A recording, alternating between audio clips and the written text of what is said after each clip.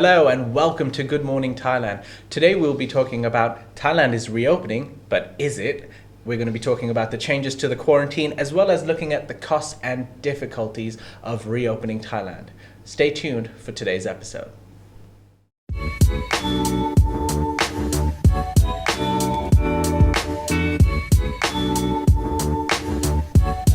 Welcome, you're watching Good Morning Thailand with me, Jay, and Tim. Good morning. Good morning, Tim. How are you doing today? Good. It's a public holiday. It is a public holiday. We shouldn't be here. We should not be here. But we're here for you, the viewers. But we've been paid twice the amount today for being here. So better be good. And that's exactly why we're here. Do you know what the public holiday is? I believe it is regarding the days dedicated to Prince Mahidol. Mahidol, that's correct. He was His Royal Highness, Prince Mahidol. I just happen to know, because it's written here in front of me, that he was regarded as the father of Thai medicine and public health. Right. Get this, he was the 69th child of King Chulalongkorn, who was the 5th king of the Shakri dynasty. Right. And he is the father of the former King Bhumibol Adulyadej, and so therefore he's the paternal grandfather of current King Mahavajiralongkorn. So I remembered all that. You should be impressed. Wow, I am indeed. So that's why people are rushing to the temples and burning incense today for His Royal Highness Prince Mahidol. Right. Let's get on with the show. But before we get on with the show, I'd like to thank our sponsor, Coffee Culture, for these beautiful mugs and the coffee. You can find your roast of Thai coffee all across Thailand and the world. Look at this beautiful pack. It's magnificent. I'd buy it just for the packaging. Kun Chang Kian, I believe it's a medium roast coffee. Find your coffee at coffeeculture.asia. And actually, we have some news for you. We're going to not be here next week. The week after. We're going to be going to BYD Loft. Yeah, we're doing this program from BYD Lofts. They're in Patong. Mm-hmm. Very swish place. I was there yesterday just working out where we're going to do our broadcast from. And we're going to be doing this show for 7 days. Yeah, so I think we're starting next Thursday, not 100% sure. It's time for another OB. Right, let's get into the first topic today. Thailand is reopening, but is it really? Well, the Bangkok Post didn't hold back today, and it's almost an opinion piece. I'll read you the first paragraph. They said, confusion over reopening timelines has spoiled the chance for the tourism industry to rebound during the upcoming high season, which sort of starts officially sort of November, as inconsistent policies damage the country's credibility and international tour operators refrain from planning packages until policies are confirmed. I suppose we could say confusion abounds. Well, it seems like that is the only word to explain all of the reopening plans that have been suggested over the last couple of months. Now, the CCSA have confirmed that they've postponed the starting date for reopening Thailand from October the 1st till at least November the 1st. Mm-hmm. So at the moment, November the 1st is the date for Thailand to reopen. What does that actually mean, though? Does that suddenly mean that the boom gates are up, people can flood in, no vaccine, no quarantine? No, it doesn't mean that at all. It just means that some of the restrictions will be lifted, and it looks like there's a quarantine change as well, which we can get to a little bit later. Right. We will be getting to that shortly, but let's talk about, they're trying to reopen, right? So what does this exactly mean? Because it has actually enraged the private sector. Oh, yeah. So I'll start off by talking about Kun Tasapon Bieleveld. If you don't remember who Kun Tasapon is, he became viral, more viral than usual. Not in a medical way, sort of a... Sorry, viral on the internet. In an internet way. Yes, in his famous interview you can watch in this video here, where you could see him... berating. Yes, berating is the word. One of his staffs and being rude, which made the internet and people go wild and criticize him for being in such a high position and talking down to his employees. I believe he wasn't trying to be offensive, but was highly offensive. Like Kun Jo mentioned that what your fucking question? Come on. Yes. coming in. What's your question? Come on, don't talk a lot. Too much to talk. Okay. Yes. So the question is we were speculating that if that video was, if he was in America, he probably would be dismissed for that display of discussion with his staff. Possibly. Well, he is the executive chairman of Asia Aviation, who are the largest shareholder of Thai Air Asia. Okay. Right. And so he has form in speaking out. Yes. And he has spoken out against the government and criticized them slightly. And he has Slightly. And he has said, he was talking about how the airlines have been affected by this, and because of the reopening plans delayed, it affects them quite heavily because they would have focused on the domestic market had they known that the reopening would keep on getting delayed. But he just went on to say basically that, airlines have started to invest in service maintenance and recruiting staff and prepare for the new flow of tourists. But it costs a lot of money. And because of these reopening delays, that delays their business and all the plans that they have already paid for and spent money for.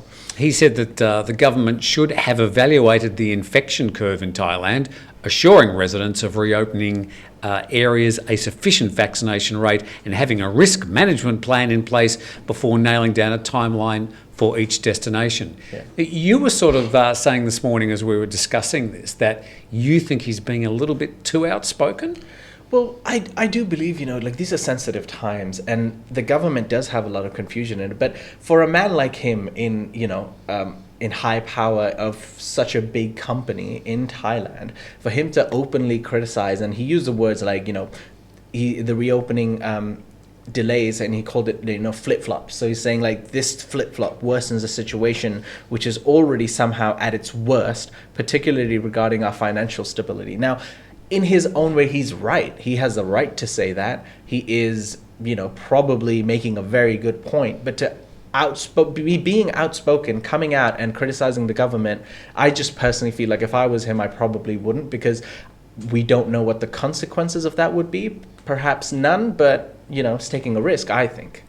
It's by saying the word flip-flop, it's making, I suppose, using an emotional term to describe exactly what's happened. Yes. There is no other word there's probably plenty of other words, but flip-flop is a pretty accurate description of the way that the government and some of the government-funded organisations like the TAT have handled this potential reopening. So he hasn't said Kun Anaton's an idiot or the Prime Minister is, a fool. Yeah. He hasn't sort of made personal attacks at these people. So, and I think the Thaiger has probably been more critical of some of the government organisations, certainly the TAT, over recent weeks. Do we fear the consequences of making these comments? Well, I suppose there's a grey line, and it's not as if we want to be impolite, but we'll sort of go to that grey line, taking the lead from, in our case, other media. So if the Thai media go so far as to make criticisms, we sort of know, well, we can probably go at least that far. Yeah. Well, Kun Thasapon, he is a well-spoken, a powerful man in his position, and I feel like maybe more people like him should speak up and make this normal because, if more people do speak up, then maybe some changes will actually be made. Now, I took the trouble this morning to contact a few of my friends in aviation, in Thai tours, holiday tours, tourism tours, and also hospitality. And I made some quick notes. Do you want me just to go through some of the costs? Let's go through them. The expenses of it's going to cost a lot of businesses to reopen Thailand and their businesses.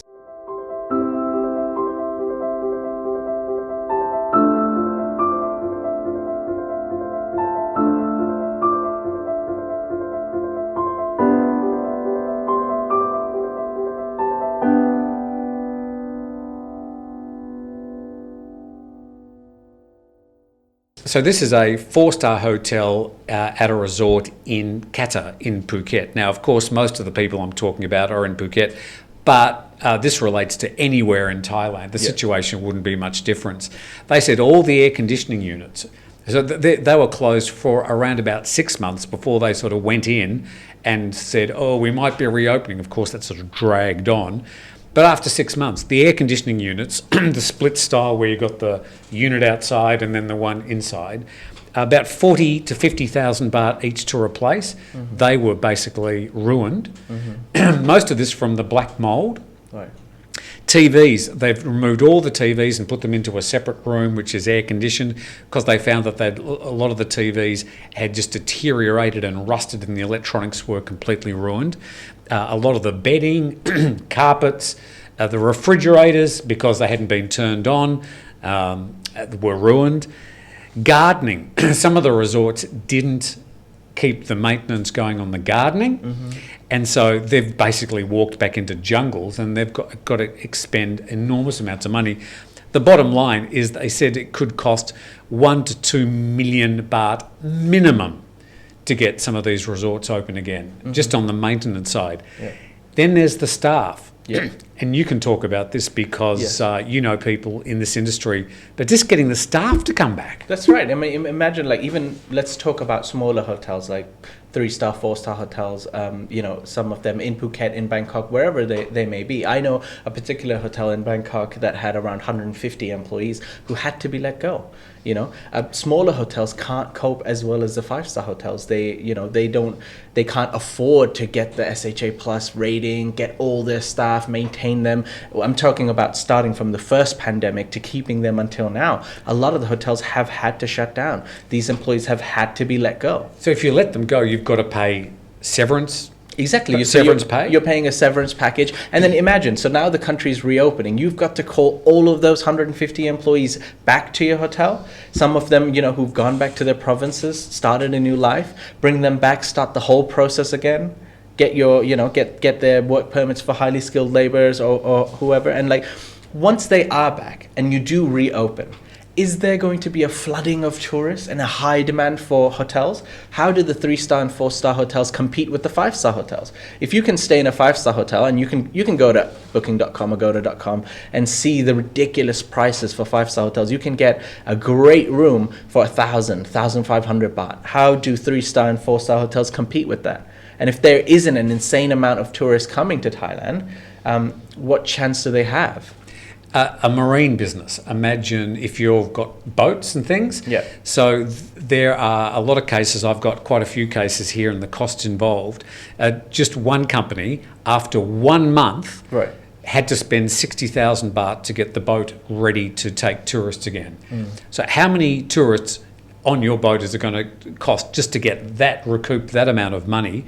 The things like corrosion, the gears sticking, the boats perhaps in some cases of smaller businesses not being properly winterized, so the fuel's being drained and the oil's changed and things like that, perhaps not covered properly. Some of these smaller businesses, they've said that out of the 1,548 registered seaworthy boats before the pandemic, this person estimated that half of those boats, half of them, may never ever go near the water again. In other words, they're ruined, and the businesses can't afford to get those boats ready to put back in the water. Might be a few cheap boats to pick up if you're thinking of running a tour business.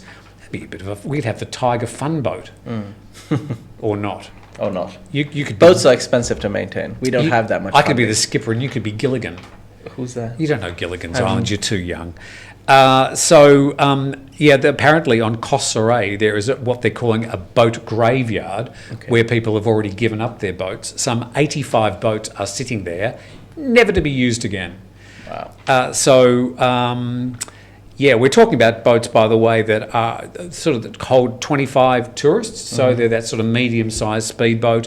You'd see them every day. Hundreds of them are circulating around the islands of Thailand.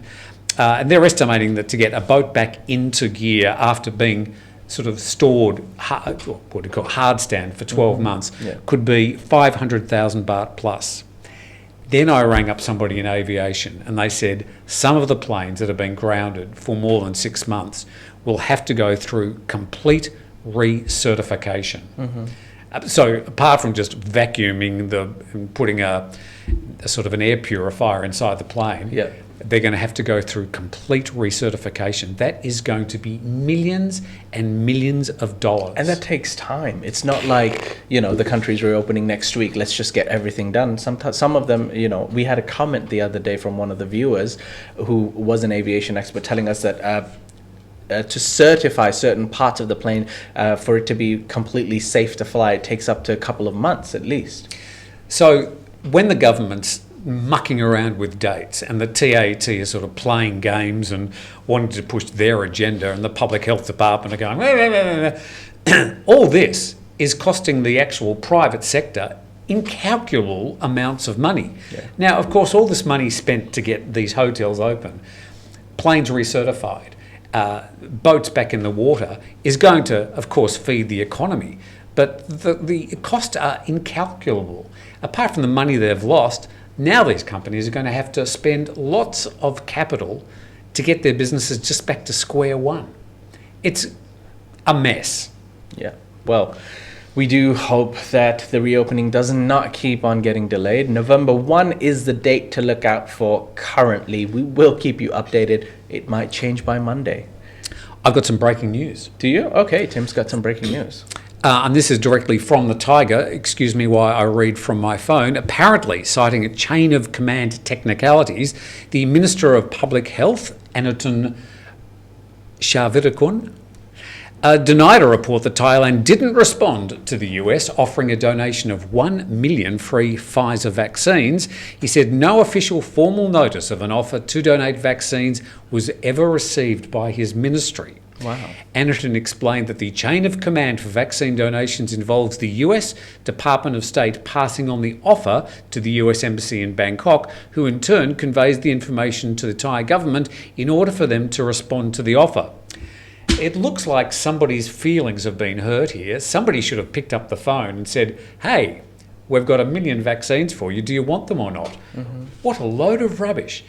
To imagine that 1 million Pfizer vaccines may have fallen through the cracks because somebody didn't phone somebody. It's madness. I wonder if the health minister would actually take blame for that. Probably not. No, very unlikely. Very unlikely. He's already backpedaling publicly. Right, Tim, and I guess that's all we have for today. Those are all the main points. Anything else to add? Well, no. Basically, I suppose precisely what we said we'd do. Thailand is reopening, is it? So I suppose we've tried to point out some of the problems and some of the criticism that's now being levelled at the government, how this might affect the government going down the track towards an election in 2023. Their mishandling of the vaccines, their mishandling of the reopening of Thailand is yet to be seen.